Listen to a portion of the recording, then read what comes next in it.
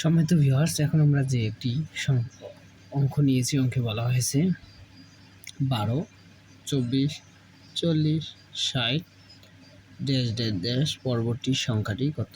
এই ড্যাশের মধ্যে পরবর্তী সংখ্যা কত হবে আমাদের তা বসাতে হবে। তাহলে আমরা কীভাবে বের করব এই সংখ্যাটি?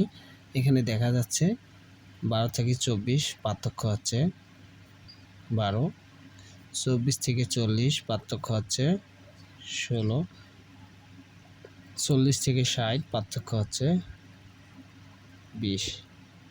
দেখা যাচ্ছে প্রতিবার 4 করে বৃদ্ধি পাচ্ছে।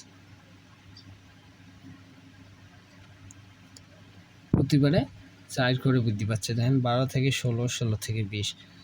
তাহলে আমরা লিখতে পারি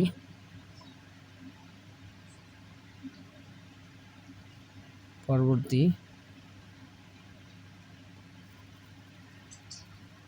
পার্থক্য হবে 20 যোগ 4 সমান 24।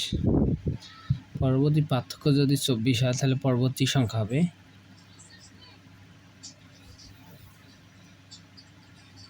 পরবর্তী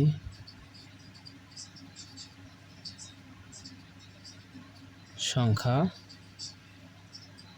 হবে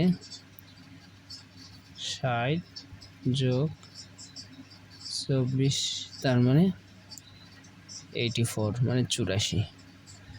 তাহলে আমরা এখানে যদি 84 বসাই দেই তাহলে আমাকে পার্থক্য দাঁড়াইতেছে 24। তাহলে আমাকে পরবর্তী সংখ্যা হচ্ছে কত? 84। এটাই আমাদের অ্যান্সার।